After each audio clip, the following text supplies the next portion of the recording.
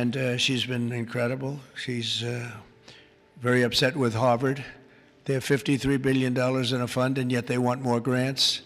And it looks like we're not going to be giving them any more grants, right, Linda? And, a grant is at our discretion, and they're really not behaving well, so it's too bad.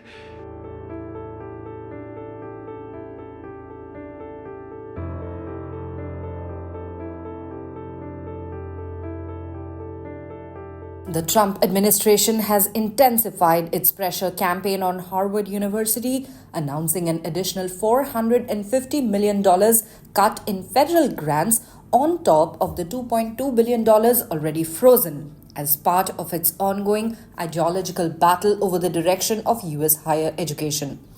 The latest move underscores a broader crackdown on elite institutions that the administration accuses of bias, mismanagement, and insufficient ideological diversity. In a statement released on Tuesday morning, the White House's Joint Task Force to Combat Anti-Semitism declared that 8 federal agencies are terminating the latest round of funding. The task force didn't specify which agencies were involved, nor did it provide details about which grants were being cut. The statement described Harvard's campus as a breeding ground for virtue signaling and discrimination, accusing the university of prioritizing appeasement over accountability.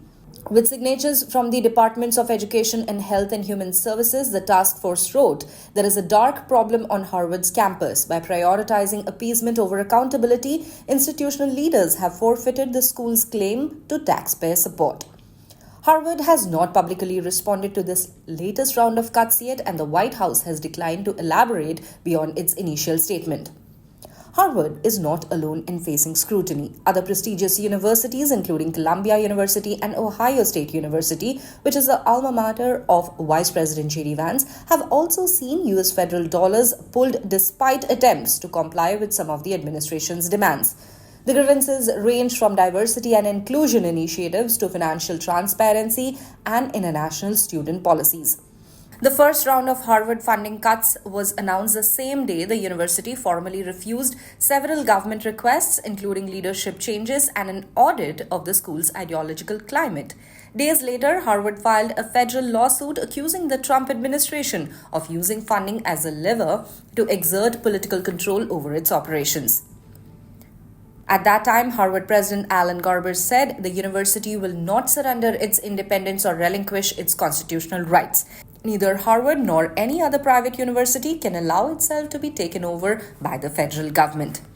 A court hearing is scheduled for late July, where both sides will present oral arguments. Until then, billions of dollars in grant funding remain in limbo, leaving Harvard and other institutions in a high-stakes standoff over the future of academic autonomy.